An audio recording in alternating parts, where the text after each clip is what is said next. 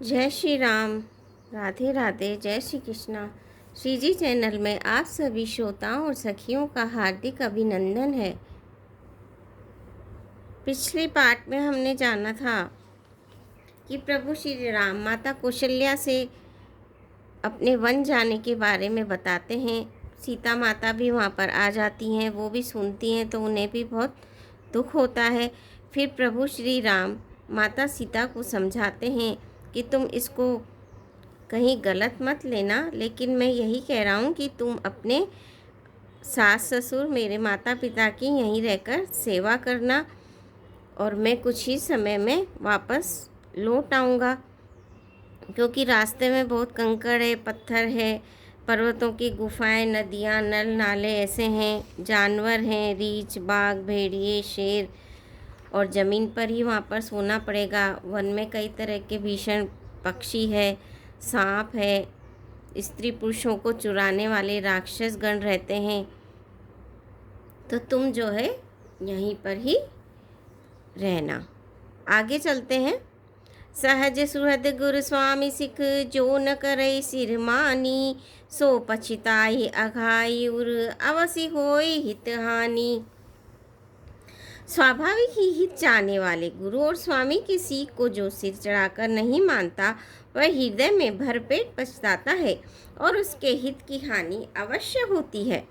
प्रियतम के कोमल तथा मनोहर वचन सुनकर सीता जी के सुंदर नेत्र जल से भर गए। श्री राम जी की यह शीतल सीख उनको कैसी जलाने वाली हुई, जैसे चकवी को शरद ऋतु की चांदनी रात होती है। जानकी जी से कुछ उत्तर देते नहीं बनता। वे यह सोचकर व्याकुल हो उठी कि मेरे पवित्र और प्रेमी स्वामी मुझे ही छोड़ जाना चाहते हैं। नेत्रों के आंसुओं को जबरदस्ती रोक कर वे पृथ्वी की कन्या सीता जी हृदय में धीरज धर के सास के पैर लगकर हाथ जोड़कर कहने लगी, हे देवी, मेरी इस बड़ी भारी ढिठाई को क्षमा कीजिए। मुझे प्राणपति ने वही शिक्षा दी है जिससे मेरा परम हित हो, परंतु मैंने मन में समझकर देख लिया कि पति के वियोग के समान जगत में कोई दूसरा दुख नहीं है। हे प्राणनाथ, हे दया के धाम, हे सुंदर, हे सुखों के देने वाले, हे सुजान, हे रघुकुल रूपी कुमुद के खिलाने वाले चंद्रमा, आपके बिना स्वर्ग भी मेरे लिए नरक के समान है। माता पिता, बहन, प्यारा भाई, प्यारा परिवार, मित्रों का समुदाय, सास ससुर, गुरु, स्वजन, बंधु बांधव, सहायक और सुंदर, सुशील और सुख देने वाला पुत्र, हे नाथ, जहाँ तक स्नेह और नाते हैं, पति के बिना स्त्री को सभी सूर्य से भी बढ़कर तपाने वाले हैं। शरीर, धन, घर, पृथ्वी, नगर और राज्य, पति के बिना स्त्री के लिए ये सब शोक का समाज है। भोग रोग के समान है। गहने, भार, रुपये और संसार, यम यातना, नरक की पीड़ा के समान है। हे प्राणनाथ, आपके बिना जगत में मुझे कहीं कुछ भी सुखदायी नहीं है। जैसे बिना जीव के देह और बिना जल के नदी, वैसे ही हे नाथ, बिना पुरुष के स्त्री है। हे नाथ, आपके साथ रहकर आपका शरद पूर्णिमा के निर्मल चंद्रमा के समान मुख देखने से मुझे समस्त सुख प्राप्त होंगे। हे नाथ, आपके साथ पक्षी और पशु ही मेरे कुटुंबी होंगे। वन ही नगर और वृक्षों की छल ही निर्मल वस्त्र होंगे और पर्ण कुटी पत्तों की बनी हुई झोपड़ी ही स्वर्ग के समान सुखों की मूल होगी।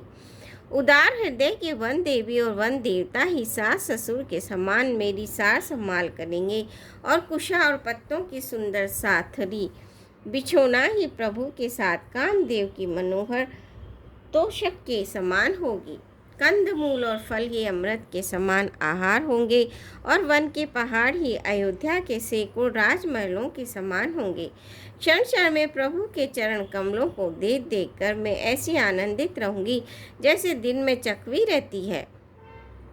हे नाथ, आपने वन के बहुत से दुख और बहुत से भय, विषाद और संताप कहे, परंतु हे कृपा निधान, वे सब मिलकर भी प्रभु आपके वियोग से होने वाले दुख के लवलेश के समान भी नहीं हो सकते।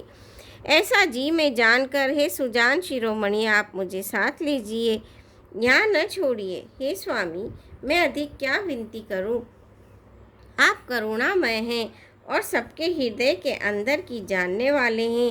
हे दीनबंधु, हे सुंदर, हे सुख नेत्रों, सुख देने वाले, हे शील और प्रेम के भंडार, यदि अवधि 14 वर्ष तक मुझे अयोध्या में रखते हैं तो जान लीजिए कि मेरे प्राण नहीं रहेंगे। क्षण क्षण में आपके चरण कमलों को देखते रहने से मुझे मार्ग चलने में थकावट न होगी। हे प्रियतम, मैं सभी प्रकार से आपकी सेवा करूंगी और मार्ग चलने से होने वाली सारी थकावट को दूर कर दूंगी। आपके पैर धोकर पेड़ों की छाया में बैठकर मन में प्रसन्न होकर हवा करूंगी, पंखा झलूंगी। पसीने की बूंदों सहित शाम शरीर को देखकर प्राणपति के दर्शन करते हुए दुख के लिए मुझे अवकाश ही कहाँ रहेगा। समतल भूमि पर घास और पेड़ों के पत्ते बिछाकर ये दासी रात भर आपके चरण दबाएगी। बार बार आपकी कोमल मूर्ति को देखकर मुझको गर्म हवा भी न लगेगी। प्रभु के साथ रहते मेरी और आंख उठाकर देखने वाला कौन है? अर्थात कोई नहीं देख सकता। जैसे सिंह की स्त्री सिंगनी को खरगोश और सियार नहीं देख सकते, मैं सुकुमारी हूँ और नाथ वन के योग्य हूँ।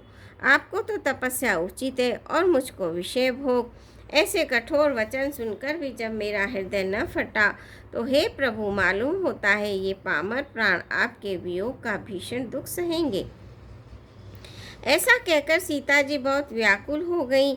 वे वचन के वियोग को भी न संभाल सकी, अर्थात शरीर से वियोग की बात तो अलग रही, वचन से भी वियोग की बात सुनकर वे अत्यंत विकल हो गई। उनकी यह दशा देखकर श्री रघुनाथ जी ने अपने जीव में जान लिया कि हठपूर्वक इन्हें यहाँ रखने से ये प्राणों को न रखेंगी। तब कृपालु सूर्य कुल के स्वामी श्री रामचंद्र जी ने कहा कि सोच छोड़कर मेरे साथ वन को चलो। आज विषाद करने का समय नहीं है, तुरंत वन गमन की तैयारी करो। श्री रामचंद्र जी ने प्रिय वचन कहकर प्रियतमा सीता जी को समझाया। फिर माता के पैरों लगकर आशीर्वाद प्राप्त किया। माता ने कहा, बेटा जल्दी घर लौटकर प्रजा के दुख को मिटाना और यह निठुर माता तुम्हें भूल न जाए। हे विधाता, क्या मेरी दशा भी फिर पलटेगी? क्या अपने नेत्रों से मैं इस मनोहर जोड़ी को फिर से देख पाऊंगी? हे पुत्र, वह सुंदर दिन और शुभ घड़ी कब होगी जब तुम्हारी जननी जीते जी तुम्हारा चांद सा मुखड़ा फिर देखेगी? बहुरी बच्च कही लालू कही, रघुपति रघुबर तात, कवई बोलाई लगाए ही हर्ष निरखई गात, सियापति रामचंद्र की जय। पवन पुत हनुमान की जय। मंगल भवनी मंगल हारी, धबौ सुदशरथ अजर बिहारी, दीन दयाल विरद संभारी, हरौ नाथ मम संकट भारी। श्रोताओं, आज के लिए बस इतना ही। कल फिर आपसे भेंट होगी। आज्ञा दीजिए। जय श्री राम।